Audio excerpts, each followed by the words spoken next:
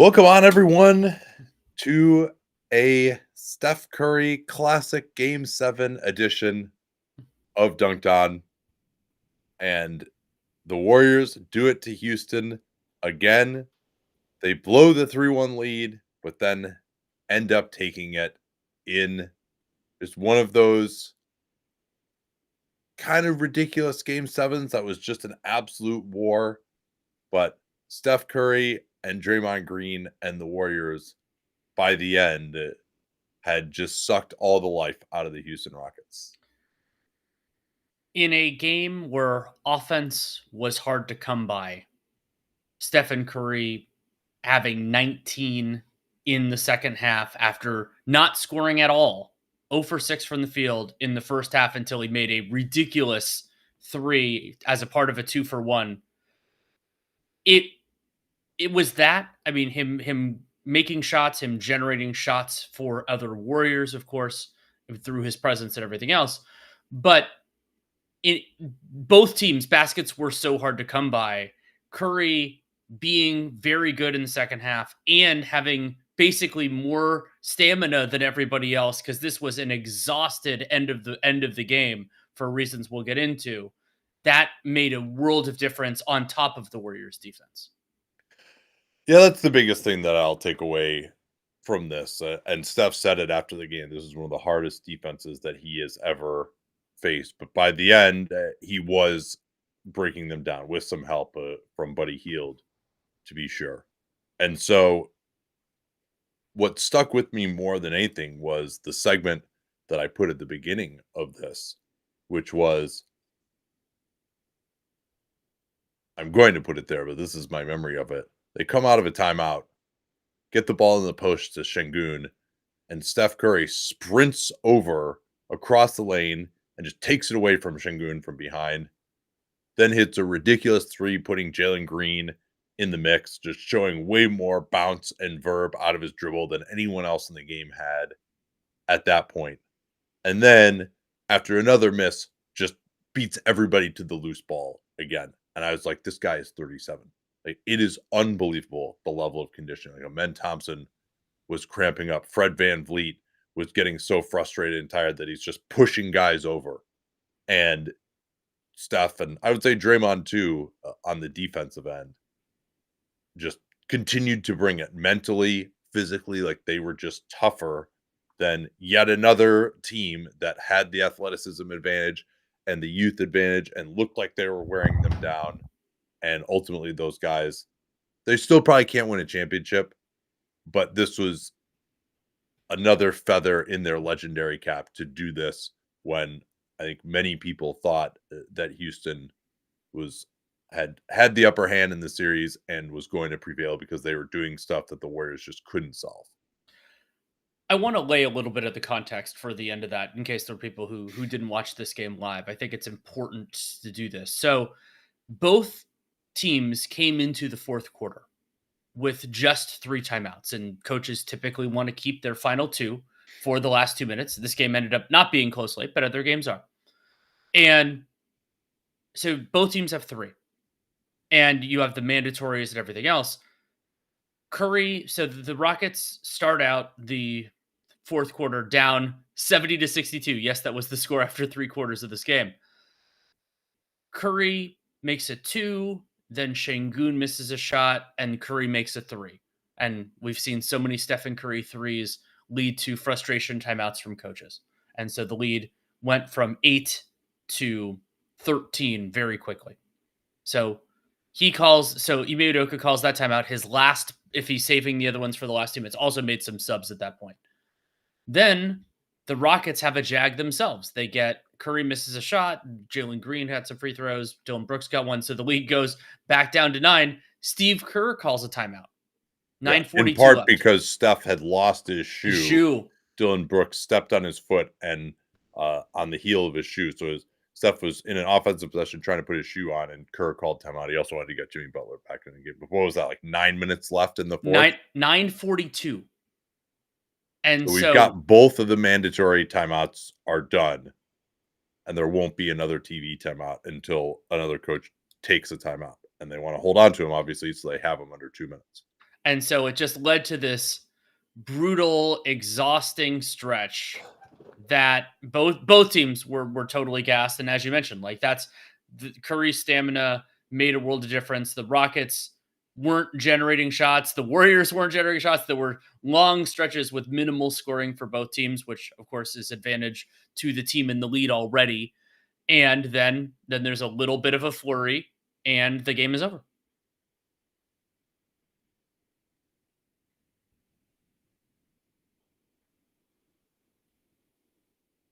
I And think. Steph, Oh, go ahead. yeah, go Sorry, ahead, go sorry. ahead. I was gonna say, and Steph, by the end, again, you had Houston just kind of in trouble because, as we'll get to, they didn't stick with the zone defense. They took out Steven Adams, and then Steph, with his energy level, particularly because of men, was dealing with the cramps. He was able to start getting separation again. And the Warriors used Brandon Pajemski more as a screener. They were able to get Şengün onto Draymond at least a little bit too. And Steph just started up either dribbling around the big or forcing him to double team way at half court. And the Warriors didn't do a very good job of taking advantage of that in the third, but they did just enough in the fourth. And I guess the next thing that we have to discuss, I don't know if you were going to say this or not, but Buddy Hield, who led all scorers with 33 points, although 5 of those came in relative garbage time. Yeah, well, I mean, we might as well go there next. And we knew that the Warriors were going to have some wrinkles to try to attack the Houston zone that so stymied them in game 6 especially, but also to the extent it mattered in game 5. And Houston has done a great job staying connected. They've done, execution on all that. And I thought it was fascinating that Ime Udoka, even once he went to double big, didn't go to the zone immediately. He waited a little bit and they eventually got to it. But it eventually turned out, because I mean, we've seen very few teams successfully zone the Warriors. Stephen Curry is the greatest shooter of all time, that the Warriors were able to generate good looks against the zone, but they weren't generating them for Stephen Curry. As mentioned, Stephen Curry was 0 for 6, and then made his 7th shot of the first half. Instead, their wrinkle was basically to create those looks for Buddy Hield instead. And Buddy Hield shot them out of the zone finally. And maybe Ime was thinking that they had kind of started to solve it anyway, and they did want to change up, give the Warriors fewer looks at it. And as much had been talked about with that, including on this program, when he did bring in Adams and Şengün, and just I think maybe because the Warriors had enough non-shooters on the floor, he felt like they could just have both bigs out there and play man-to-man. In the end, that wasn't really viable because those guys were just getting beat out on the floor. But the Warriors didn't score amazingly well in the first. It was 23-19 in the first. But then they got a little bit of transition. Houston not being able to score was obviously the biggest problem for them in this game. But Hield got 2 of his threes in like semi-transition situations, you might say, against the zone. One of them, Steph Curry went through the middle of the floor. Dillon Brooks had kind of picked him up. He was one of the forwards in the zone. And then Steph ran to the other side of the floor. So Dillon Brooks, according to the rules of the zone, had to stay with Steph Curry until he could shake hands with someone and hand Curry off. And in the course of doing that, Draymond Green had the ball up top. Buddy Hield was just wide open on the wing. Dillon Brooks got kind of stuck with Steph for too long, and Hield hit a 3. Then one of the next times down, Steph is bringing the ball up. The guards react to him. Buddy Hield gets behind the guard. Alperen Şengün, I think, just forgot that they were in zone and was like under the basket for some reason. That would have been his job as the forward to get up there on Buddy. Missed him, and Buddy hit another 3. So he was red hot.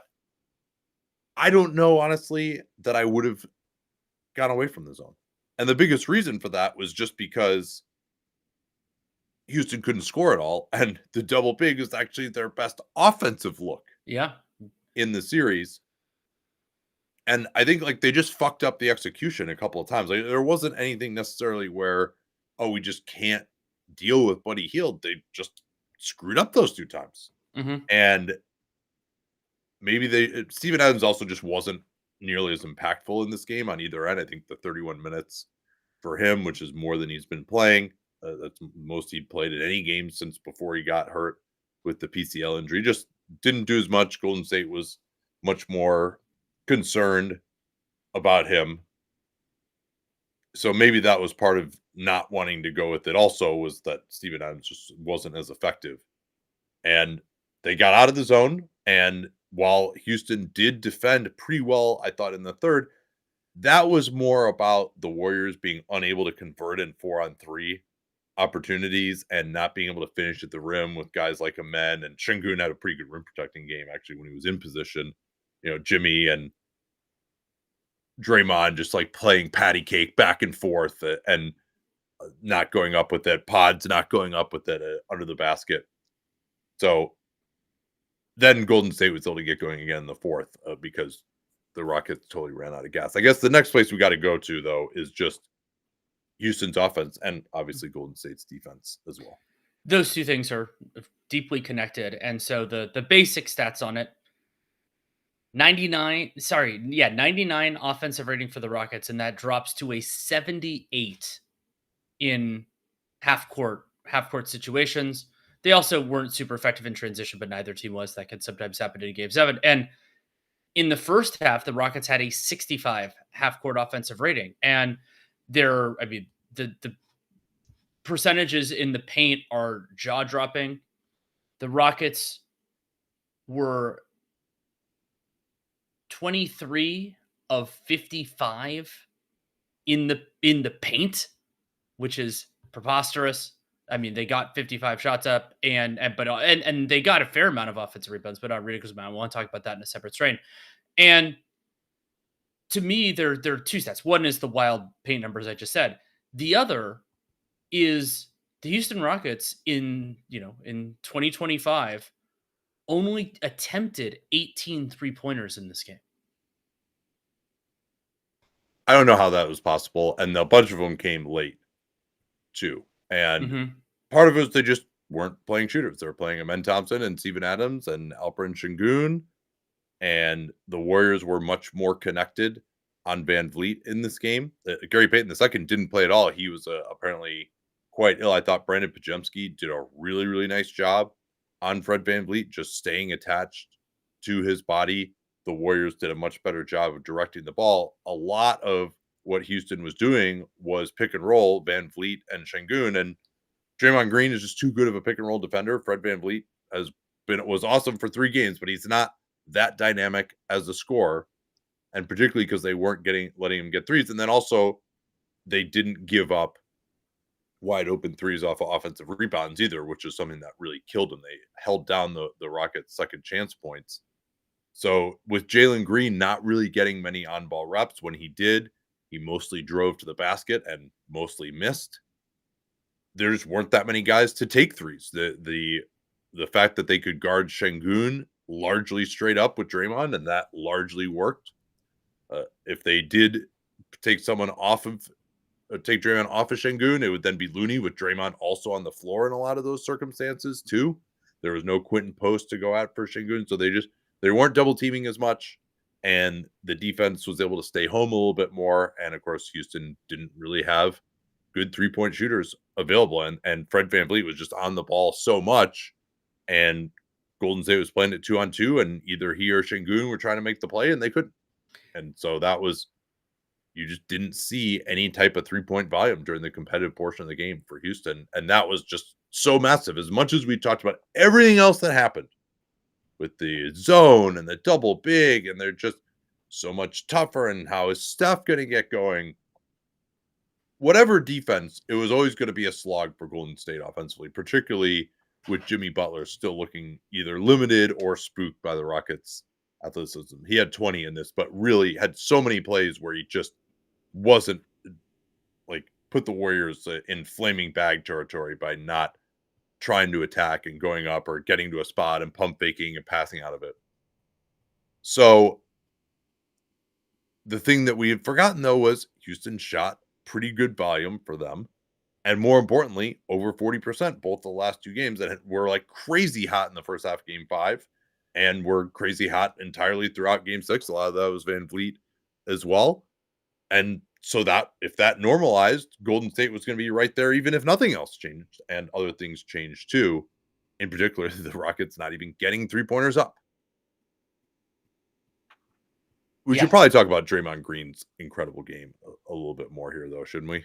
We should. And I think that when we were praising the Warriors defense, as was the case pretty much throughout the series, that is overwhelmingly praise for Draymond Green, especially when we're talking about the rim stuff. And the Warriors, I thought Draymond earned his plus 18 in this game because they defended. He was taking things off of the basket. There were a lot of circumstances where he was basically in two places at once, was stunting, was trying to confuse the passer on where he was actually going to be, contested very well in Alperen Şengün plays, and largely defended without fouling. Now, he did commit a technical foul, and a reminder that the refs got a little bit fast and loose in game 4, letting him stay on the floor because this was the exact same situation and they called it differently. We'll explain that in a second.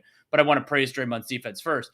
He was phenomenal, and it wasn't just contesting shots. It wasn't just making rotations and making shots harder. He was also an important part of the Warriors doing a better job on the defensive glass. The Rockets had an offensive rebound rate of 30%, but 30%, considering what Houston has done this year, is totally livable and allowed the Warriors to be remotely close in the possession game because they only turned it over 7 times. Yeah, Draymond, again, contested 15 shots by the NBA's hustle stats. So it was by far the most in the game. Şengün was second with 11. And Alperen Şengün, his shooting was once more just a real problem. They asked him to do way too much against Draymond.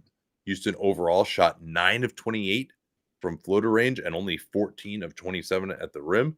Şengün was 3 of 7 at the rim and 5 of 12 from floater range. And the ones that he hit were ones where he kind of just happened to get open on a pass or something. That I don't know that he scored. I think he might have scored 1 basket on Draymond. He got really. I remember at least one. He got in really close and got it. I think got a righty hook shot over him. I remember one. Yeah, and even Buddy Hield got in on the act with some block shots, including blocking Şengün from behind as the Warriors were making their final push. Steph played really good defense as well. Kevon Looney came in and was not meat in the post against Şengün the way he had been. Also had a block shot. Butler, I thought, was a little bit better. Went for a few gambles, but he did his job boxing out. I thought he was probably a little bit below his normal level and just hasn't been making as many plays in the passing lanes, but he was certainly good enough. And Podziemski got in on the glass. Like everyone contributed really well for the Warriors. They didn't have anyone that Houston could go after on the perimeter, in part because Houston's perimeter personnel just wasn't anywhere close to good enough in this one. So Warriors defense was also, and this was the game. This in game 1, the 2 that they won in Houston were kind of the closest to my pre-series expectations, which would be it'd be really hard for the Warriors to score most of the way, but it'd be even harder for Houston, and there'd be some offensive rebounds, but it wouldn't totally kill Golden State. So they ended up getting 2 wins in that same fashion that I thought would take place. To briefly explain the technical flagrant foul thing that happened. So Fred VanVleet committed what they called a reaching foul on Draymond, and then Draymond extended his hand originally onto Fred VanVleet's face and then pushed beyond that. I didn't consider it a punch. Some people in the playback chat did. I did disagree with that, but it was definitely it wasn't a close fist. So it was a deep flail. It was a flail, but because the VanVleet call was first, that meant that the contact that Green did to VanVleet was on a dead ball, which means that is a technical foul. That is the rule in place there.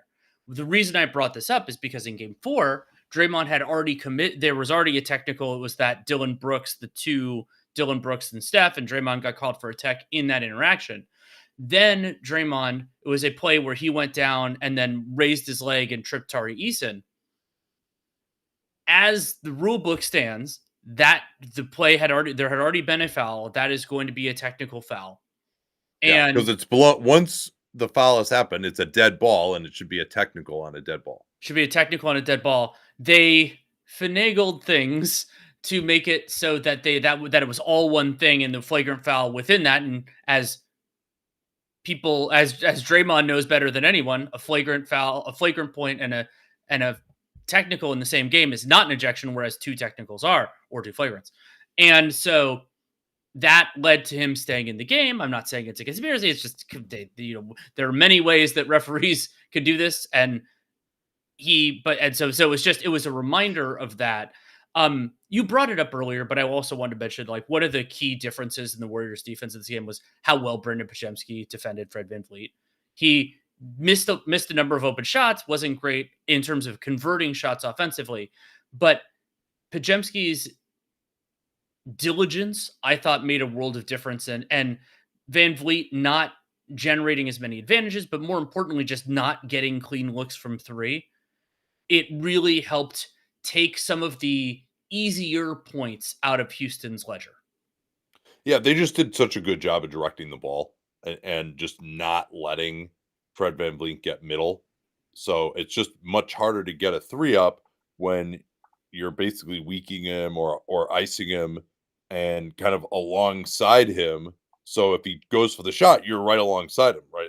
He can't really use the screen because he's so close to the sideline. And there are just so many times when VanVleet, and also like he got tired out. He's not the quickest guy, so he can be directed in that way.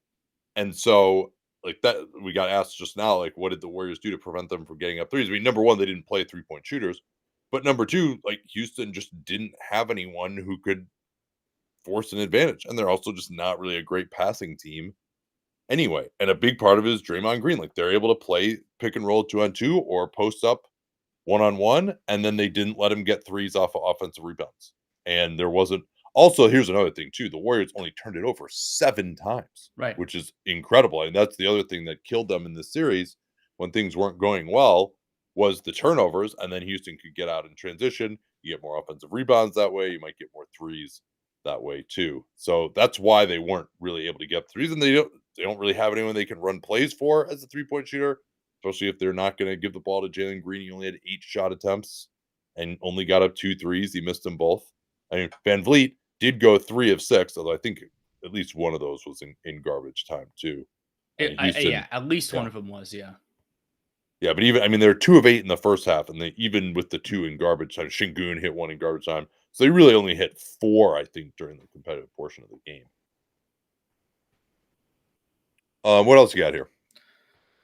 We haven't talked enough about Amen Thompson. And Amen, his defense, I thought, was very, very good. And he had at least one completely preposterous offensive rebound where he tipped a ball that Brandon Pajemski had already touched and tipped it in. I still don't know how in the world that with happened. his arm fully extended. Like it was probably luck, honestly. But, it probably was, but but he managed to tip it in off the glass. And then there was another one where Amen, the way I phrased it, which wasn't exactly correct, is that his second jump was faster than anyone's first. He got to a ball before anyone could react to it and got it. Draymond forced him to miss, and then by the time Draymond had come down, Amen Thompson was dunking his own miss through the basket. And Thompson, and then also probably the best highlight was the behind the back on the right wing, dribble through traffic, double pump, twist over the right shoulder, reverse. I thought that was like one of the best plays of the season. That one was incredible too. And I really thought that the Rockets probably underutilized the men offensively at the times when they were struggling. He, to me, is the one guy that could have gone at Steph Curry a little bit. Like Dylan Brooks tried it. He could get to some mid-rangers now and again. Also picked up an offensive foul by trying to attack from the outside on Steph. But Amen, to me, was the one guy that if he had run pick and roll at Steph, that would have actually caused problems for the Warriors. And they did it a little bit at the end of game 4. But they did not do it in this one. I think, though, Amen is one of the Rockets that comes off better, but he also didn't really do much in the first 3 games. It really took until the second half of game 4 for him to get going. And then, of course, he cramped up, and that was a big problem. Like Curry hit a 3 on him when he cramped up and just like couldn't get a hand up on him. And, again, for like Amen Thompson is the best athlete in the league, I would say, and he's 22, and Steph Curry had way more energy than him at the end of the game, and that's just unbelievable. Amen was also involved in the wild dynamic. So he cramped up, and so Ime Udoka took him out, and that was on that three, and then he was at the table for 2.5 minutes during that eternal middle of the fourth quarter stretch where Yeah. not only were there no timeouts, but there were no stoppages at all. And so he was not on the floor. I don't think that affected the outcome too much, but it did make life easier for Stephen Curry in those moments, which, he got a couple of buckets during that. So, yeah, I thought, to me, I come out of this series feeling better about Amen Thompson. That is, I mean, overwhelmingly because his defense was very good. I thought he did a really nice job overall on Curry. And, his combination of energy and athleticism is the type of thing that Curry has trouble with, and I thought he did a really good job. Let's Here, see. can I give you a wild Thompson stat? Of course. Thompson, 7 of 7 at the rim. Oh God, rest Rest of of team. team, 7 of 20.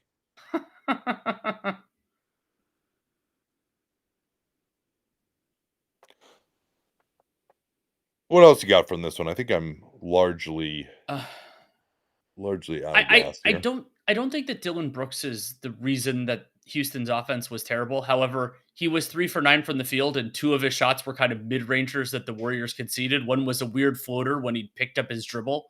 And so there was that great, line reportedly that Draymond said to him, like, that this was when he was in Memphis, that the dynasty starts after you. And Dylan Brooks has been an important part of Houston's bounce back. But one of the themes, and we're not doing their offseason preview right now, with Houston is going to be, first of all, the tension between offense and defense. But another one is going to be, as I brought up my contention with Lou Dort in Oklahoma City, is sometimes what's important is an upgrade. Is not a change in not a change in like philosophy, but an upgrade in talent. And with Dylan Brooks, I mean, he's, as I said, he's been important. He's lived up to that contract in a way that I did not expect, but he's going to be 30 next playoffs. I wonder when, and especially because Houston has so many wings, when they start to de-emphasize him. Well, he's certainly who to have a lot of trade value too, and could certainly be matching salary. Clearly, the Jalen Green spot is the one where you just need more scoring and more shooting. But Brooks, as a small forward, is still, although he's become much better as a shooter since leaving Memphis, he still doesn't give you much playmaking, doesn't give you much finishing at the rim. Really shouldn't be doing much other than just making open threes and maybe shooting a mid-ranger or two when the possession breaks down here or there. Like, he's not really a great transition player. Certainly a very good defender and someone who fits into what makes the Rockets so hard to play. And if you're going to play Şengün, who's a little bit slow, you need a lot of defense around him. But it's definitely kind of that lineup slot is a little bit of a miss to get more on the offensive end, particularly if you're playing a men as well. And as much as good as the men was, and the fact that he should have started was obvious. That Jabari Smith to me is still a key player. Mm-hmm. His dribbling is terrible. Like, he just needs to become. My hope is that he can become kind of a Porter Jr. like shooter, and then also be a big plus on the defensive end. But anyway, that's probably getting too far afield here on the Houston Rockets. But for Golden State, go ahead. The other, to me, in terms of things from this game, was that Kerr did just dust off Jonathan Kuminga, and he had a nice drive on the first play, and then biffed the finish. But Kuminga, 0 for 4 from the field, missed a couple of open ones, and didn't really provide anything defensively. So they went to him looking for a spark. That spark didn't come. We'll see if he has a role in the next series. Another thing that's amazing to me about Steph is that Steve Kerr is playing him more minutes in the playoffs now than he ever did before. This is the most minutes in regulation that Steph Curry has ever played under Steve Kerr. You have to go back to Game 7 against the Clippers in the Mark Jackson era to have Steph playing this many minutes. He played 46 in this game. Jimmy played 45. Kerr did do well to just get him little tiny rests here and there, almost like it was a college game. There was also another just crazy fatiguing stretch where the under 7 timeout didn't come until 3:42 Yep. remaining in the first quarter. So Kerr was like, okay, well, I know there's another timeout coming in less than a minute. I'm going to just take Steph out for that. So, and Steph again, like to play this many minutes, that Steve Kerr is like, oh yeah, he can handle more minutes now at 37 than he could at 27. That's just absolutely insane. And typically, when he's played this many minutes, Steph has broken down. But I think just even getting him a minute or two, maybe it's just psychological, allowed him to continue this. Now we'll talk about what that means for the next series tomorrow. But it was that again was remarkable that Kerr went to that strategy, and that Steph Curry was actually able to deliver in that respect. Oh yeah, one more thing I wanted to say too. Klay Thompson probably doesn't have this game for the Warriors. Buddy Hield was like the clear Klay Thompson replacement, but also was someone who didn't have an ego and could be moved around. Like, can you imagine how Klay would have been reacting with Kerr? I'm going to start you this game. I'm going to not start you this game. Mm. And Buddy probably gave him more defensively even in this game than Klay Thompson would have. His defense on Van Vliet was pretty good. He made a couple of nice help plays, had 2 block shots and a steal.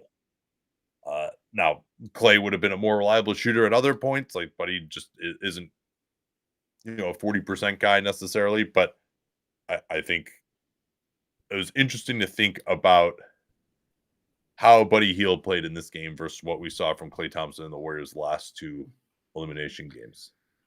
One other thing, both coaches did low upside challenges. One was Steve Kerr challenging an out of bounds, which was successful. They changed it to Colin Van Vliet. Van Vliet's a relatively low foul player. Yeah, well, that it was a proximate foul challenge. It was, yeah, it was. Yeah, and then the other one was it was Ime Udoka challenged. It was a ball that Jimmy Butler and Van Vliet. And yeah. it went. Van Vliet, by the way, just like took the ball from Jimmy Butler the 2 times they tried to post up Jimmy Butler on Fred Van Vliet. And so they ruled the ball was off of Van Vliet. Ime Udoka challenges, and the Warriors, it was late shot clock. So even if they get the ball back, it was going to be late. And Udoka loses the challenge. And so the Warriors didn't end up scoring on the possession anyway. But it was just, it didn't end up mattering because this game wasn't close late. But I just wanted to mention.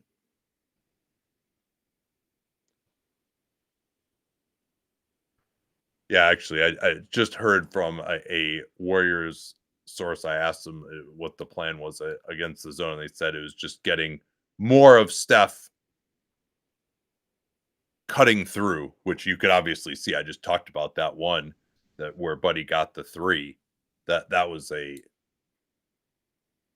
definitely had a better plan against the zone than they did previously, or just had more experience as well, which is why you kind of talked about how they didn't really try that hard in game 5, and that they could have maybe got enough experience to get them out of the zone in game 6 and not get dominated by Steven Adams. But whatever, they got it done in game 7. Let's move to game 1 of Cleveland. Actually, here, let me first see if there are any questions. I'll note we got a number of comments on Playback kind of about things that we'll preview in the Timberwolves Warrior series. We're saving that for tomorrow. So like who's going to start, all that kind of stuff. We'll handle all that. Yeah. Let's see. So let's get into Indiana Cleveland now. And Darius Garland didn't play. He quote unquote remains day to day. Could play Tuesday. Continues to deal with swelling and pain. It was said that this would be another 1 to 2 weeks were this the regular season, which was not incredibly encouraging. And you thought, well, okay, well, they got Ty Jerome. Ty Jerome actually was not great in this one, as we'll get to. I think where I want to start with this one, though, Danny, is the shooting was massively, massively in favor of Indiana. I think this was Cleveland's like second worst shooting game all year, 9 of 38, 23.7%. Indiana during the competitive portion was 19-35. There's a massive disparity, 30% disparity in three-pointers. Cleveland didn't go up as many as they normally would, and a lot of them were Donovan Mitchell off the dribble. He was 1 for 11. That was a huge part of the problem, but no Cav made more than 2. How much of what took place here was simply the shooting variance? Because Cleveland was in it until the end when they couldn't score, which was big. But how much was the shooting variance and how much of it was other stuff that Indiana was able to do? Shooting variance was a major part of this. I mean, you just even regressing these things to the mean, that gets you pretty close, especially considering the Cavs only turned the ball. The turnover margin in this game was 17-6. Was 16-7 in favor of the Cavs. They had more steals than they had turnovers. So elements like that, Indiana, as they rarely do, didn't get on the offensive glass. So the overall possession game was tilted towards Cleveland. So yes, I think that like this game did not move me too far off of my Cavs should be the favorites to win the series and all that type of stuff. Though I am happy I picked it in 6. But I thought Indiana, even outside of the shooting, a couple of things that I thought were question marks. One that was a question mark that we confirmed, and then one that I thought was going to be weakness and turned out, at least in this game, to not be. And I think both of them are worthy of discussion. I want to start not in a place that some would expect, but with Tyrese Halliburton's defense. And I thought that Tyrese Halliburton was going to be an open sore that the Cleveland Cavaliers, especially once Garland comes back, but even without Garland, could pick at. And he completely held his own, wasn't conceding a ton. It was a team effort. There were times that there were like Demhard or the bigs were cleaning up for him, but he wasn't a point of failure nearly as often as I expected against an offense this potent. Yeah, without Garland, they did try to go to Ty Jerome against him, and most of it in the fourth quarter. And Tyrese Halliburton was really good against him. Jerome would try to get in the lane. He likes to get physical, and Tyrese Halliburton was able to back off of him, use his length, where he does have good timing and good playmaking skills. He just has absolutely zero effort and physicality, and he actually rose to the challenge in a number of ways in this game, but he was just bothering Jerome and his floater from behind. The big didn't have to get up to give up the alley-oop, which Jerome is great at throwing. Jerome was feeling like he was getting fouled a lot in the first half, but that wasn't really the case in the second half at all. And that I want to say Halliburton, at least 2 of his blocks came against Jerome, maybe even all 3 of them did. And Jerome just wasn't able to get loose against him. We saw Jerome just completely killed the Heat in the first round. And the other thing that was big with Halliburton's defense was in the first half, Cleveland really started getting going. Their three-point game started getting going with pick and pops with Merrill and Max Strus. That's who Halliburton was guarding. And they would run multiple screens until those guys got open. They were getting pretty good looks. They come out of the second half and they're going to switch with Halliburton. They really have not done much of that historically. And I thought the Cavs probably could have exploited that more with Donovan Mitchell, but they also were getting good stuff with Mitchell running regular pick and roll or just attacking his own man quickly in transition off the dribble. So that's something the Cavs will definitely have to explore more in the next game. We also saw Halliburton not really end up guarding DeAndre Hunter. They didn't want to go to that matchup. Instead, they put him on Jerome because I think they felt like Jerome isn't like a power player and Tyrese could use his length, whereas DeAndre Hunter would just go right through him. So the fact that Halliburton held up and specifically did so in the fourth quarter was huge. The Cavs went through a big drought in the fourth, and that's why they lost the game. It looked like they were going to come on and just pass them because the shooting luck was going to turn. A, the shooting luck didn't, but B, the Cavs started turning it over, missing some shots during a key stretch, and Halliburton was a big part of that. Then the other thing, which we expected to an extent, but to get it confirmed, was that Indiana's running game, their effort game, totally translated into game 1 on the road against the Cavs. And that is named transition, of course, that's a part of it. However, Indiana also fantastic, but running off makes. But the pressure they put on an opponent is so unlike everything else. And it happened a little bit in the Bucks. Like it happened in the Bucks series, but just the way that series went, we didn't emphasize it quite as much. But generally speaking, pace, transition, kind of centric elements toned down in the postseason because teams get more consistent with their effort and everything else. Indiana's is still a force even then. And I think that Cleveland being better offensively, making more of their shots, will tone that down to some extent in future games. And that was something we talked about in the preview. But they're still going to be a pain in the ass to play against. I just love how the Pacers never give up. They never stop running. I can't remember any team, maybe you could say the Nash Suns in the playoffs, and that was all relative, right? Like the Nash Suns would probably be considered total slow pokes these days, but relative to the time, they would continue to run. The Pacers have done that, and I've said that it wasn't necessarily the most disciplined or talented defenses that they've gone against in the playoffs so far. And I thought Cleveland cleaned it up largely in the second half. There were a few foibles to be sure, but the Pacers just continued to push it. And McConnell comes in, he does that. Obviously, Halliburton with the hit ahead passes will do that too. And the biggest thing that I noted, I said, "Oh, does this feel like a Pacers game or not?" was going to be one of my big questions. Well, in the first half, it definitely did Mm-hmm. because the Donovan Mitchell, a lot of these layups, he kind of goes flying into the camera, and then the Pacers are going to inbound the ball immediately, push it up, and they're getting a layup or a three within 5, 6 seconds. And it's like, oh, hey, remember that awesome layup that you just made? Well, we just scored and erased it with almost no effort in the half court whatsoever. So Cleveland did clean that up, but they probably had 5 or 6 in the first half where they just pushed it up after a make and got something pretty quickly. So that was very impressive for Indiana. How do you think Cleveland did defending them in the half court? Hmm.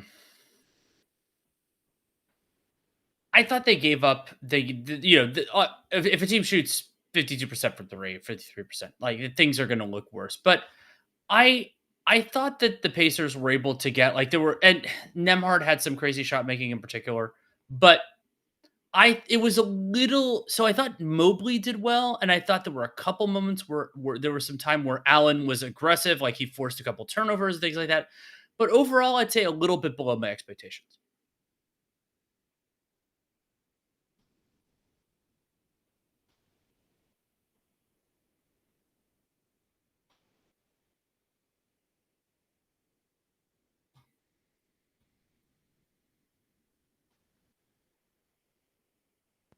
Yeah, I thought it was largely pretty good. Particularly in the first half, I thought it was good. The Pacers were making every three. Obviously, a lot of them were contested. Nemhard, it seemed like a lot of his were just ridiculous, right? He was like the step back that he hit at the end of the clock, going to his right was just totally, completely out of his ass. Like he'll actually hit some of those deep threes because he kind of gets this deep crouch on his shot and has that type of range. He has high arc, so it's not, remember the one he hit obviously against the Knicks last year, um, in in that game three. But I thought they did okay. The switching I think was pretty decent. There were a few times where they didn't keep Tyrese off of his right hand. There are a few times where they ran some complicated three-man screening actions with little fades and pops that they weren't able to take care of initially that they cleaned up. In the second half, Tyrese Halliburton going at Jared Allen, that was the guy that he decided to call up. Hit a couple of tough shots. Well, I wouldn't say the second one was a tough shot. One The was first one was for sure. a step back left, which is kind of what is being given when and Halliburton has always preferred to step back to his right, remember, and he hasn't shot that as much this year because teams always try to keep him off his right hand in isolation. So that was there. He did the go inside the arc and then just back up. Like he doesn't necessarily step back; he just sort of walks back almost and got that one off. And then he had this other beautiful pump fake basically from like 17 feet out, and then he went to the WNBA step through and banked it in off the glass after a pump fake on Jared Allen. Like that was just a great move, and he also can make that shot from further out than a lot of people. Also beat Allen for, or maybe it was Mobley on that one, for a beautiful right-handed hook shot high off the glass where they didn't keep it. He was, especially when he's on the left side of the floor, like you got to keep him there. They didn't do that in the isolation. But I don't think there's a better option, right? I Yeah, like I they're agree. just going to have to, and that does slow down the Pacers. It can tire out Tyrese Halliburton as well. Like the Pacers are at their best when they're moving the ball quickly. Tyrese doesn't really want to play that way. So I think it was the best strategy. It wasn't perfect. I thought for the second and third quarter, it was pretty decent half court defense. And then really the biggest problem was just not scoring in the fourth more than it was the defense. What were the stats on some of the defense and transition and stuff? Indiana's transition frequency was 18.2%, which is 75th percentile, but neither team was efficient Yeah, scoring but in that doesn't include after running makes, after makes. Correct. Yeah. which is a flaw that someone should come up with a stat site that fixes that flaw. But I And digress. so both teams were so Indiana about 1.08 points per play. Cleveland was 0.9, which is pretty bad. Yeah, I mean, and Indiana's half court offense, it was a 117 Right. points per play, as you said. So these stats don't bear out what I was saying necessarily. And I thought they also had a few overhelps. They're just a tough team to guard. I thought Evan Mobley did everything he could as far as crashing down into the paint and still closing out. He forced a couple of misses there. Other times he got beaten. Like that's just a pretty difficult, thankless job. I thought it was noteworthy that Cleveland did go back to the double big look to close it. Maybe they feel like they need to spread the floor a little bit more. But I think their offense should be able to be good enough. Well, I don't know. I think I'm not sure about that. That's something I'm really be watching for game 2 is the Pacers base defense against the Cavaliers double big look before they start subbing.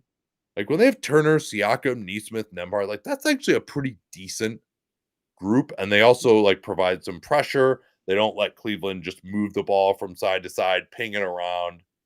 Jerome got an 8-second violation as well. Like that, Mm. they bothered Cleveland a little bit. I don't think it was all the shooting, particularly because a lot of those were off the dribble. So uh, that'll be something to watch is whether Kenny Atkinson ends up having to acquiesce there and go with DeAndre Hunter at the 4. Probably not Dean Wade. I thought Wade was good in this game, but he's probably not a good enough shooter to really make it any better than having Allen out there. Briefly, Aaron Neesmith had two of my absolute favorite moments of this game. One of them was he had a nice block from behind on Donovan Mitchell, then just sprinted down the floor and hit a three, which kind of helped keep the momentum. I believe that was as Cleveland was kind of pushing their way back. And Yeah. then Neesmith also just in the Pacers are just so hard to play against was that you brought up the 8-second violation. I believe Neesmith was involved in that. But then later on, Neesmith contested inbound so aggressively, and so did the whole Pacers team, that Cleveland had to use one of their late timeouts to avoid a 5-second call. That's going to be something that I bet a lot of teams are going to be doing. The Heat were doing it this year too, of just especially out of timeouts, of just denying the ball in bounds, because these coaches are going to spend all this time drawing up the sideline out of bounds play, but actually getting the ball in bounds is something that they probably don't actually think about as much. Let's see what else I have. Yeah, have something. A rotation, an interesting rotation thing was that in the first half, Rick Carlisle did not play a traditional backup center. The front court guys who came off the bench were Jarris Walker and Obi Toppin. And then they had the other guys. And then Thomas Bryant, I believe it was partially with foul trouble. Thomas Bryant came in the second half, and I thought he did better than I expected. I thought he was fine out there. He's never been a good defensive player, but I thought he was fine. Yeah, he actually had made a couple of rim protection plays when he was in position. They didn't make him move his feet too much in pick and roll. But he came in because Obi Toppin was getting totally destroyed in any sort of pick and roll defense. Toppin somehow was +7, but that's also because he played a fair amount with Miles Turner. Like the Indiana defense looked okay when Turner was in there, and they probably need to just play him more if they can. And I did think that Rick did a good job of minimizing McConnell in the second half, going back to Tyrese Halliburton in the third a lot earlier than he normally would. Halliburton, interestingly, actually played in 3 stints, which is not what would normally happen. The Cavs go on a 13-0 run, and then he reinserted Halliburton to stanch the bleeding, which is not what he normally would have done. They did do that, took him out for the start of the fourth, and then brought him back in at his normal time. So Halliburton's certainly capable of playing more minutes, and McConnell was largely minimized. He played a little bit during the 13-0 run, and then they took him out, of course, for Tyrese. Jarris Walker, Carlisle continued what he did in the another M team, Milwaukee series, and had him basically spell only Siakam, but he wasn't going to play at all when Siakam was in the game. He would play him a little bit at the 3 at times in the other series, but in the last game, he was just a straight sub, and he was -14 in 9 minutes. Siakam was important. Siakam doesn't really have a great matchup. He's got to go against either Evan Mobley or Dean Wade pretty much the whole game, and he hit one fadeaway on Dean Wade when Dean reached in, but he also hit a couple of big pick and pop threes early on that spread out the Cavaliers defense, and he's also, of course, massive for the transition game. But that'll be something to watch of whether they can get that scoring, and particularly that 3-point shooting from Siakam. He's really blossomed in that way since coming to Indiana as more of a support guy than he was in Toronto. For sure. There were two replays in this game that were adjudicated in ways that frustrate me as somebody who watches the league and who wants certain things to be changed. The shorter one to mention is there was so late in the game. I mean, we both agreed with the challenge because if they had reversed it, the game would have been functionally over. So Miles Turner is driving down the floor. And do you remember who took the charge? Strus. It was Strus. And so and Turner makes the basket, but they called a charge, so it gets taken off. And Zach gets challenged, gets reviewed, and basically the way that the league is interpreting this right now, it doesn't have to be your left foot, but it happens to be left foot on 2 recent reviews. Like, if your left foot is in the right spot when the guy starts his upward motion, it genuinely doesn't matter where the rest of your body is. And the definition of firming up is way too loose. And the other thing that this review, I believe, got wrong was that Strus wasn't really in Turner's path. And so basically what they're doing is they're taking a more nuanced, like where there's supposed to be like 3 or 4 different factors. I bring up the snapshot all the time. Are you in the path? Are you taking it in your chest? And they're basically bringing it down to one thing, which if you're trying to devise a rule that is fair for the players and everything else, would absolutely not be the guideline that you would use. Yeah, I didn't care for it. I think the idea that already got his foot there. Well, yeah, but that's not what the rule is supposed to be. You're supposed to be in the path. That's not the read. Because ultimately you're penalizing someone for running someone over. So they have to make a read of whether the guy's going to be there or not. And to be like, oh yeah, he got his foot there, but yeah, go ahead and take your time getting the rest of your body into position. As long as the foot is there at the time that the guy begins his upward motion, then you're fine for a charge. That just doesn't make any sense to me. And then the other one, which came on the heels of some jawing between DeAndre Hunter and Benedict Mathurin.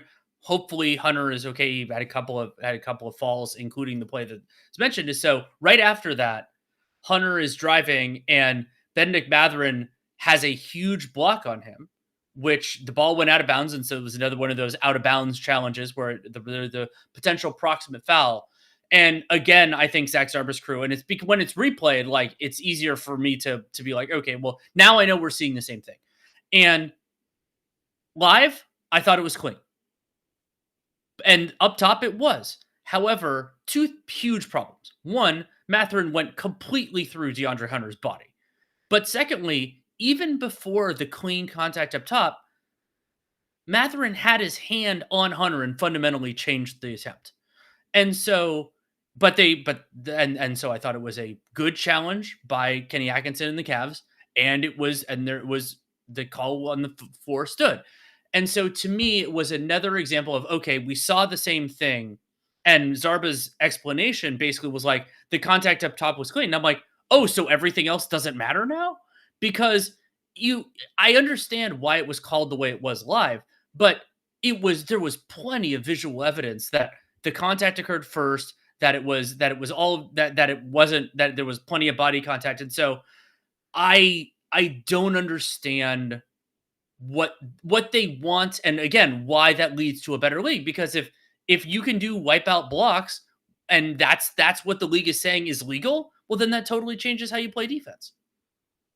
Yeah, I think we'll put it this way: it wasn't marginal contact. If he just commits that contact, but doesn't block the shot, it's a foul. So hey, you made a great play. You got him up top. They want these spectacular confrontations at the rim, but the league does seem to be, like I've said at many times, my batting average on adjudicating challenges is way lower than it was in the past. And that's because I do believe they have changed things and that they are less letter of the law and more, hey, that was a great play. We're allowing more physicality here. There's just so many things being called marginal contact that I just don't agree on those, or they're just making a subjective determination of what's marginal and what isn't. And it used to be, hey, if there was evidence to support the call on the floor, then it would be upheld. Or if there was anything that technically was a foul, then it would be a foul. A few other things that I thought were very interesting. Evan Mobley, I thought, was very good in this game. He was able to score on Siakam in the post. He was just very patient. There's no one really who can bother him. Maybe that's Turner a little bit, but particularly when Turner was out of the game, they didn't have anything for Mobley at all. He even ran pick and roll with Jared Allen a couple of times. It looked good. Now, he did have 4 turnovers, but he was 9 of 13 from the field, 4 offensive rebounds. I think, if anything, they should try to give him the ball possibly even more than they did. He did take a couple of threes that I thought were not great, when that were just like contested. Like, he doesn't need to take a contested three. If you're open, if that's what the defense is giving you overtly, like, yeah, go ahead and take it. But I think he could have gotten some better stuff there.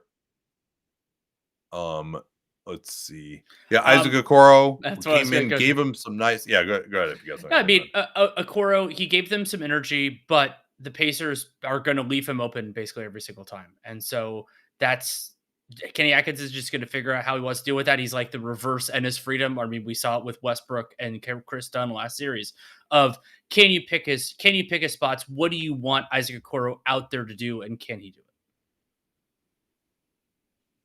He did flip the game in the second, I thought, when he came in, and he's playing mostly a bit role, although having him play when Halliburton is not in doesn't make a ton of sense. I guess maybe the thought is that he can just erase McConnell. But then in some of the base alignments right after Atkinson brought him in, Okoro was guarding Nembhard, not TJ McConnell. I'm like, oh, you kind of got the theory right. That was something I brought up as like try to nuke those minutes, and then they weren't even really quite getting it.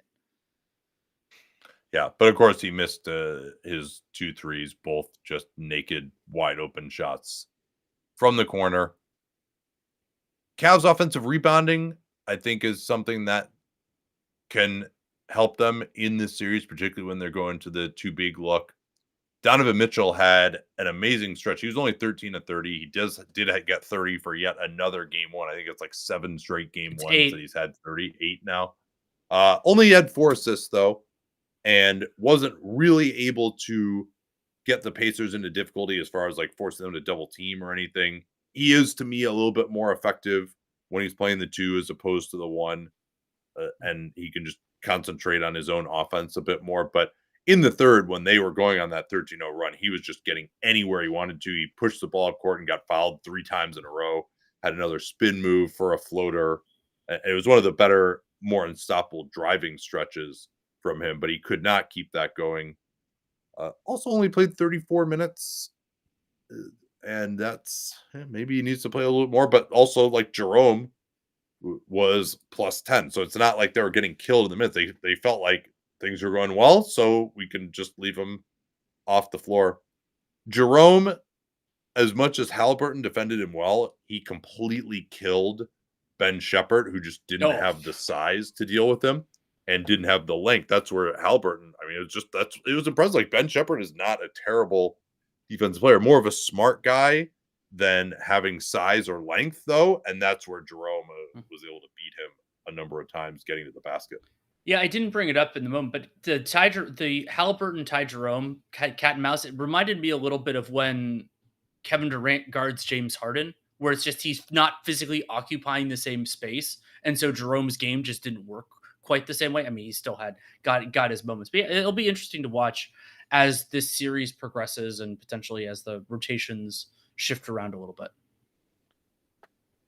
Andrew Nembhard got Donovan Mitchell twice with the pulling the chair on a guard drive move that Caitlin Cooper has highlighted, where now everybody wants to just forearm someone, shoulder them out of the way, slow down, and they almost can use the defender leaning on them to do that. So Nembhard, when he feels the guy about to do that, will just back away, and Donovan Mitchell just almost fell over both times. So he's just got to know when he's got Nembhard beat, because Nembhard is not like a shot blocker or doesn't have great length. So if Donovan Mitchell has him beat, he needs to just go up and score and just keep going in a straight line, just keep going past him. So he's got to learn that one. We'll see how long it takes him on that. Key play to me was the Jared Allen dunk that absolutely should have been an and one. It was a massive dunk, threw it in the basket. Miles Turner basically just stuck his arm out as Jared Allen was jumping towards the rim, and no foul was called. I couldn't believe it. Jared Allen fell on his ass. He was not moving nearly as well after that. And I think it was noteworthy that Halliburton was able to beat him off the dribble. His closeouts looked slower after that as well. But that was a big momentum play because he's on the ground. Indiana comes back, gets another one of those transition threes that they got in the third, really quelled the momentum for the Cavs. And that was just an obvious foul. Like, you can't just like stick your arm out and prevent the guy from dunking because it's getting too close to you. Like, that's also dangerous. He fell right on his butt. I don't understand how that possibly wasn't a foul. Yeah. And protecting guys in the air is a huge trigger for me, and that was a great example of it. And it was so obvious in the moment. Like, there was no ambiguity. There was no. It wasn't like the Mathurin play where it was hard to see. Like, no, you could see it instantly. The league needs to protect guys that are in the air, especially when you're in, like, it's infuriating me that there hasn't been progress on this yet. Yeah, we haven't talked enough about Nembhard's game either. 23 points, 5 of 6 from 3, 7 of 10 from 3. He also hit some really difficult mid-rangers. What did the Pacers shoot on mid-rangers, by the way? Because they also took, like, the Cavs shot distribution was way better than the Pacers in this game, but the Pacers made a bunch of contested mid-rangers too. Indiana was 6 of 15 from mid-range. The Cavs only took 2 in the entire game. They were 1 of 2. Yeah, so they actually started to miss mid-rangers. I think they were like 3 of their first 6 or something like that.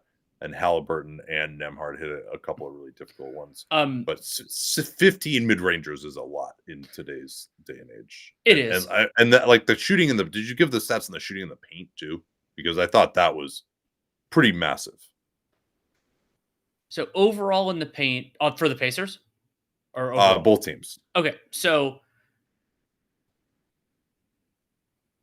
I'll do the full paint version of the stat. That's that for this game. I think that's a good way of doing it. So Cleveland was 35 of 58. So that's 70 points in the paint. Indiana was 19 of 32 for 38 points in the paint. Yeah, and Donovan Mitchell took 19 shots in the paint himself. Mm-hmm. There is a little bit to say of like, well, hey, Donovan Mitchell's shooting in the paint. Like, if he misses, we're off and running. If he makes it, we're off and running. And that's not necessarily the end of the world, but it looked very easy for them. And again, a lot of that was in the bench units, as opposed to when they have Neesmith out there, Nembhard, Siakam, Turner. That's like a good 2 through 4 that wasn't just getting completely blitzed. When they started to go to the subs, like I talked about, Shepherd, Toppin in particular, those two guys, even McConnell is just a little bit too small. That was, we'll see about Bryant in the future. Like putting him in pick and roll, like should work pretty well. He's not a great pick and roll defender. Something else wild about this game, the starting backcourts for both teams combined for 1 turnover, which was Halliburton had 1. He had 13 assists and 1 turnover. Nembhard 6 and 0. Mitchell 4 and 0. It was pretty incredible. And but the Pacers did turn over 16 times. 8 of those were live ball. It was just other guys. It was, Turner had a few, Neesmith had a few, and so on and so forth. Adjustments for game 2? Well, we'll see if Darius Garland can play. In terms of who played and when for Cleveland, I mean, usually we focus on the team that lost. I didn't see too much that really irked me. I thought that they, maybe a little bit either less or different Okoro. But other than that, I thought everything was pretty reasonable. Yeah, the Strus versus Hunter, they were sort of going offense, defense down the end. It never really got close enough for it to matter with Strus and Hunter. But those guys played 32 and 30 minutes, and they had the base assignment on Halliburton a fair amount of the time. Jerome, 29 minutes, 20 field goal attempts in 29 minutes. He was ultra aggressive. Also had 8 assists. I mean, again, he had 20 points. He was plus 10. But when he had to go up against the Pacers frontline guys, that wasn't nearly as impressive. And we'll see what Garland is going to look like with this toe issue. I assume he's going to come back in game 2. I definitely think that Cleveland is going to completely destroy the Pacers in game 2. If they don't, that's when my eyebrows are really going to raise up. Obviously, if the Pacers win, they will too. But that game 1 home loser, especially as much of a favorite as the Cavs were, still for Indiana to outscore Cleveland by 30 points from the 3-point line, like that's just not going to continue to happen in this series. This is one of the best 3-point shooting teams ever in Cleveland, and Indiana has solid shooters, and they were getting some open shots, particularly Neesmith, but he and Nembhard combining to go 9 out of 12 from 3 was the biggest thing. Mathurin was 3 of 5, like hitting his spot ups. I don't think that's necessarily going to continue either. So you normalize the shooting luck in this game, and the Cavs win. And I don't think Indiana can deal with the Cavs in the paint. And I think Cleveland can defend a little bit better. And the transition game was manageable. It really was just the shooting. There were moments when Cleveland's defense was really in rotation and didn't look amazing. And Indiana does a great job of moving the ball if they can create the initial advantage. So I could still see Cleveland winning the next 4. I'm not just like, oh man, the Cavs are in trouble. Like this doesn't feel like that to me. I still feel confident in Cleveland winning the series. I do too. And the Indiana I predicted that they would win an additional game in the series, and I think they could. I think they could win it. But Cleveland, their talent advantage, I mean, they were missing one of their best players, even if he's going to be more limited the next few coming back, if he even is back. But yeah, I generally agree with your sentiment. Well, thanks to the selection committee for pitting the Oklahoma City Thunder and the Denver Nuggets here in the second round. So great matchup here of 1 versus 2 and MVP. We don't know who the MVP is going to be quite yet, but then we'll find it out during this series. But there have been some legendary battles on this front for sure over the years, going back to like Jordan and Karl Malone or David Robinson and Hakeem Olajuwon. And both of those were, you won the MVP, but I'm better than you. We'll have to see whether Nikola Jokic is able to do this. I think this is a little bit better of a matchup for him because I don't think the Thunder have a single guy who can guard him one-on-one. That is I don't think Isaiah Hartenstein can do it. Hartenstein to me is a very overrated post defender, and Jokic can move Chet Holmgren pretty well. You would think the strategy will be, let's throw Isaiah Hartenstein on Jokic, and then we're going to have Aaron Gordon being guarded by Chet Holmgren, and Chet Holmgren can just block a bunch of shots on the back line, and then maybe the perimeter guys can also fly around some. I think that formula will be enough to just not get totally carved up. What do you think? I think it will work decently well overall, but there will be stretches where the Thunder get completely overwhelmed because that's what Nikola Jokic does. And when you can't slow him down with one guy, then that can open up the Christian Browns of the world for the cuts and Aaron Gordon and everyone else. And so the Thunder have better personnel to slow some of those things down. They can be very opportunistic in passing lanes, but the passing lanes against Jokic are different than against other teams because he sees things differently. He throws things differently. And so in the base alignments, I think that the Thunder will, I don't think they're going to get just absolutely trucked, but I do think that this will be a harder series for them than some expect. We'll see. We'll make our picks, obviously. I think that the longer the series goes on, the more advantage the Nuggets will have. I think that, again, Jokic you made a great point here. I've talked about how the Thunder have largely been able to have their cake and eat it too, with all the great defenders that they have, meaning that they can put two on the ball on some of the most dangerous pick and roll threats. But then they also are so good at flying around behind the play that they're not giving up wide open threes on the backside, or they're getting turnovers. Like they can have pressure, and they also are going to just not give stuff up behind the play because they got great shot blocking. They got great guys to fly around. They got great communication. They come at you in crazy waves. But if you're going to double team Nikola Jokic, that is tough, right? That because again, you're not double teaming. They almost would rather, most teams would not. Most teams would rather double team close. The Thunder would almost rather double team 30 feet from the basket because that gives them more time to fly around and get back into position. But if you're double teaming Jokic, it's just really hard to not give up the pass that he wants to throw, right? Like he's not taking what the defense is giving him. He's taking what he wants when there's a double team. Can I make an analogy here? So yeah, we've talked at length about on the pod, because we got this from someone, about Shai Gilgeous-Alexander's reactive handle, about the idea that Shai, it doesn't have the same like pushing buttons on a controller that other people do. Jokic is kind of like that as a passer, where he's so quick processing that he can find something. And so that means that the Thunder, the way that they pressure, I think he's going to be able to, especially in the beginning. These teams have played each other, of course, over the years, over this year. But I think he's going to be able to pick that apart more than anyone else could.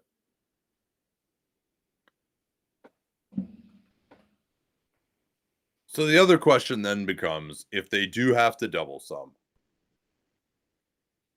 I think we're just going to see more Jokic straight post-ups in this series because of him having the physical advantage.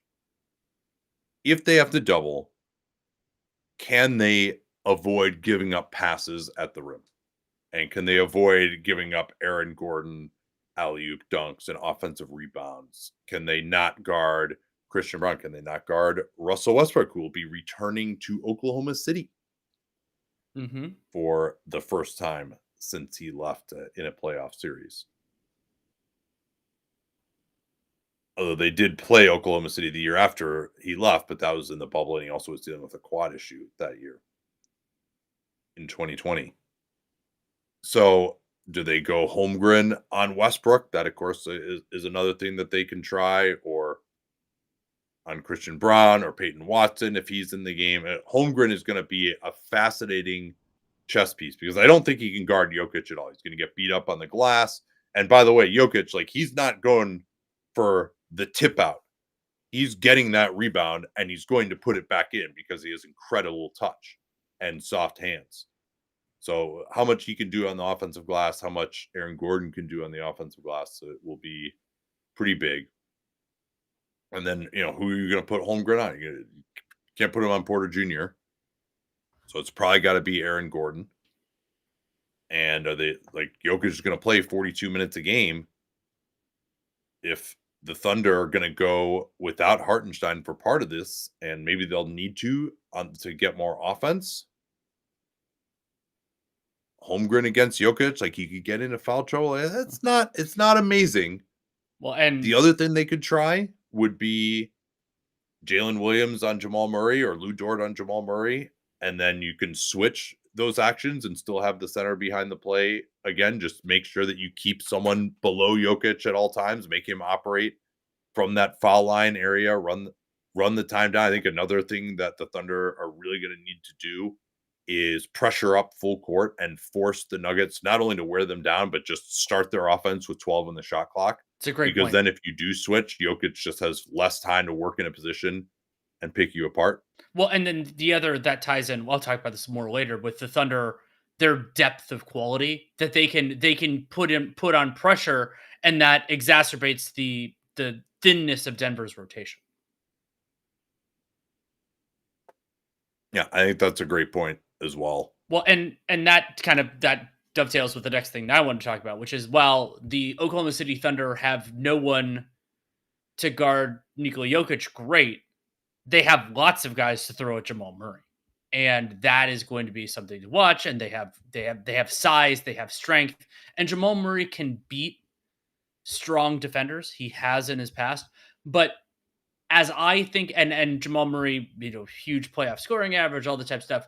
When I think of the best Jamal Murray playoff performances, a lot of them are those times when he was just crushing inferior defensive players, taking advantage of the attention that Jokic does. That's a great skill, but that isn't going to be available nearly as much against the Thunder as it has been in some other series. No, I wouldn't say so. There really is no one that he can go against that I think he looks good against an ISO, unless it's going to be Hartenstein. I think even Chet would be able to guard him. Okay, that would be interesting too. But and I don't Jamal see that switch happening that and often. Jamal Murray loves having a strength advantage. It's not going to happen a whole hell of a lot in this series. Lots of strong dudes on the Thunder, whether they're tall or not tall. And that is going to be, he's going to lose one of, I think Jamal actually leans on that too much, but it is a comfort zone for him that is going to be out there. And then that part of it is also the Thunder's amazing ability to capitalize on teams with limited threats. And the Denver Nuggets play a lot of, they don't have enough two-way players to play two-way players all the time. And so the Russell Westbrooks of the world who come into their rotation, Peyton Watson, those players are going to be exploited. They are going to, that is going to be the wiggle room. And I'm also really, really interested by what Mark Daignault's approach is going to be in the non-Jokic minutes, where it's basically all non-threats. Yeah, I wonder if they would consider blitzing Jamal Murray and then just bring another guy onto Jokic and just forcing someone else to beat them and just assuming that they can fly around enough behind the plate. Even so, they have so many options that they can get to. We could even see Alex Caruso on Jokic. They probably would try that, honestly. He defended Jaren Jackson Jr. pretty well, but Jokic has a wide enough butt that the whole pull the chair, reach around, try to get a steal thing, I don't think it would work very well on him. But they can also go to the Lakers defense of fronting Jokic, double teaming him very far from the basket, especially when they're in the one big alignment. I think putting whoever the power forward is, maybe that's Jalen Williams, or it could be Dort, though they're oddly loath to put Dort onto bigger players. They just think he's way better guarding perimeter guys and just trying to erase them. That's another thing too that will be difficult for Murray, is they're just going to deny him the ball a lot. It's just going to be endless fatigue for him, I think, in this series, as they can just switch guy after guy after guy onto him. and just not let him get the ball, not let him get to the screen. He's not like an unbelievable ball handler. Though I would imagine that whoever the big is going to just try to pressure Jokic a lot, make his catches difficult if they want to do like some hand back actions and stuff like that. But yeah, I would try to see it front Jokic, not let him catch the ball unless he's 20 feet away from the basket, and then double team him if he's on the side of the floor, and just again trust that you're not going to give up something that you're really that worried about. Particularly again when you've got Westbrook up there, Holmgren should be able to deal with Russell Westbrook attacking the basket. We'll see about Aaron Gordon as well, but I mean, if I'm Denver and it is Gordon guarded by Holmgren, I would try to get some high-low stuff, try to duck in Aaron Gordon, see if you could put a few fouls on Holmgren, wear him down a little bit. That will be an interesting battleground too. Anything else stick out to you at all on that end of the floor? How much can Denver successfully run in transition? Oklahoma City generally can make life hard. They could get back. They could do all that. So Jokic will have some incisive passes, but I'm talking more like over the course of an entire game. How much can Christian Brown and Westbrook and those guys really do? Shea probably want to put him on Christian Brown. The one reason you wouldn't would be because Brown's going to be guarding him. So, but that actually maybe makes things a little bit easier in terms of avoiding a crossmatch. But Shea, he can miss a shot or something, fall down. Brown could leak out. But I think that's the guy that Shea could be really helping off as well. I think they're just going to have a lot of nail help.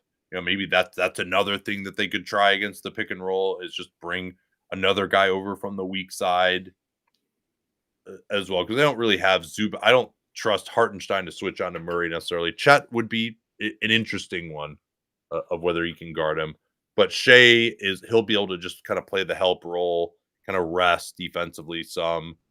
Porter Jr., that I'm guessing will be Jalen Williams' assignment with the starters.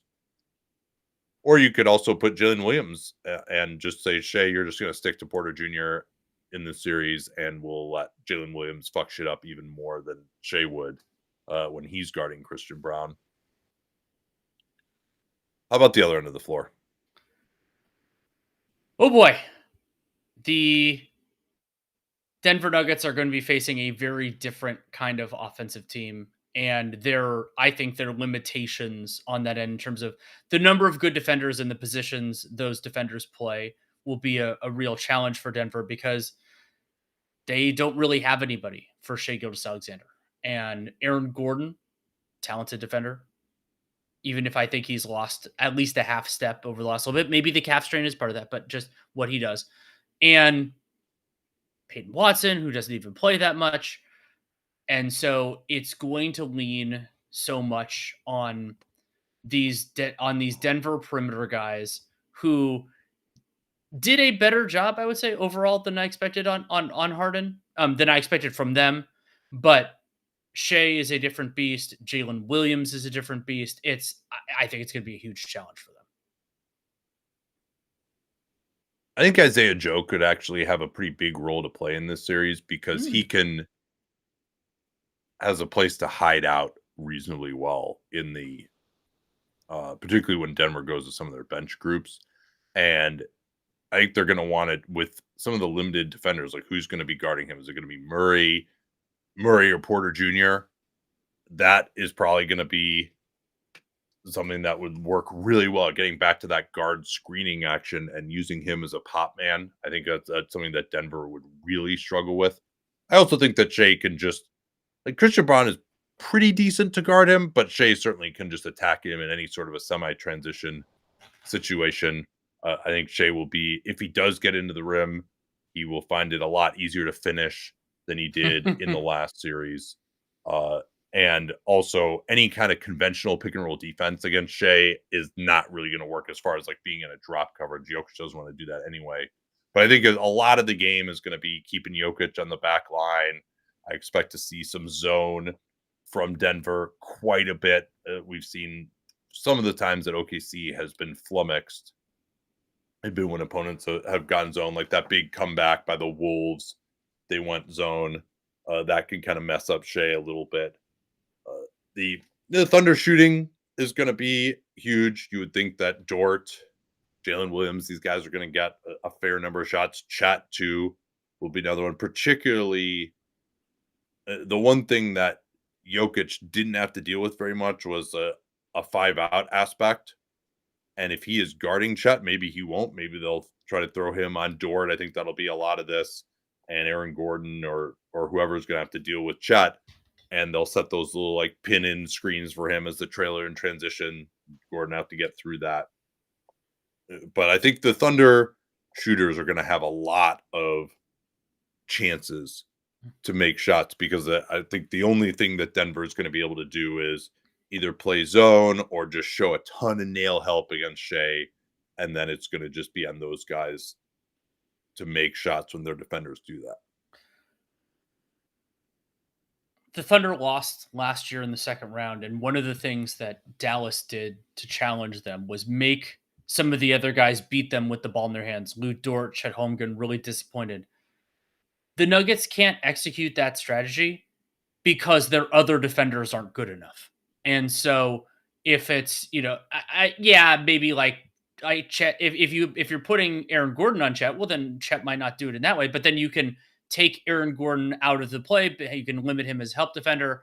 And then if whoever like Lou Dort can get in the lane, like he's not the greatest with the ball in his hands. It's not like he's sanded down that weakness. He already took the worst twos out of his repertoire 2 years ago.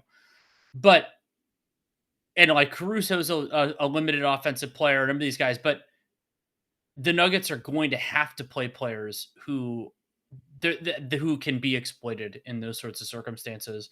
And what David Adelman wants to do in the non-Jokic minutes, like what the theory is, you and I have both advocated for the Watson-Gordon combination in those minutes, which does separate Gordon from Jokic a little bit. But this is not a DeAndre Jordan series. Maybe it's a Zeke Naji series in some specific elements, potentially. But that, and I mean, I think Jalen Pickett against the Thunder pressure and all that would be a real challenge too. And Westbrook against it. I mean, I think what this is going to be, it kind of can't be more of a peaks and valley Westbrook series than the last one because of what the last one was. But the Thunder are I think better suited to exploit some of his foibles than the Nuggets were, or than the Clippers were. Russell Westbrook, since he joined the Clippers, has actually been one of the best on-ball defenders in the NBA. And I actually think he could handle Shea in isolation, no problem. Now, how much movement can certainly confuse him, or he's going to get embarrassed a lot by missing at the rim. On the other end, he's going to be just throwing the ball off the backboard, getting blocked by the Thunder rim protection, guys coming in to strip him. It's going to happen a lot. He's going to have a rough offensive series. I also don't think that the Thunder are just going to be like, yeah, we'll leave you a wide open shot. They might close out short, but they will at least close out. They just have the athletes to do that. But I think Westbrook could be really valuable on defense in this series against Shea, really locking in on him. I think that his physicality could bother Shea to some degree. But then it's a question of whether he's killing him on the offensive end or not as well. And also you could set a screen to get him off of him and go after one of the other Thunder players or one of the other Nugget players. And Westbrook enjoys a good ball denial, which is something that could be useful guarding Shea as well, especially in some of those more limited complementary creator lineups that the Thunder threw out there. I'm interested to see who's going to guard Jalen Williams. They're going to go Aaron Gordon on him. With the two bigs, you probably wouldn't. But then you've got either Murray or Porter trying to guard Jalen Williams. That'll be interesting.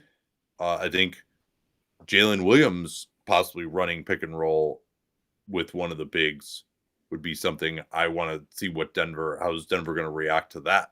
Because Jalen Williams getting downhill could be a problem for them. And you don't want to be stuck in a situation where Shea's guys have to help, and then you give it to Shea, and he's got an advantage on the catch. It's probably gonna have to be Jamal Murray. Like Michael Porter Jr. can't get through a screen. I don't think he can guard Jalen Williams, particularly not with this shoulder issue.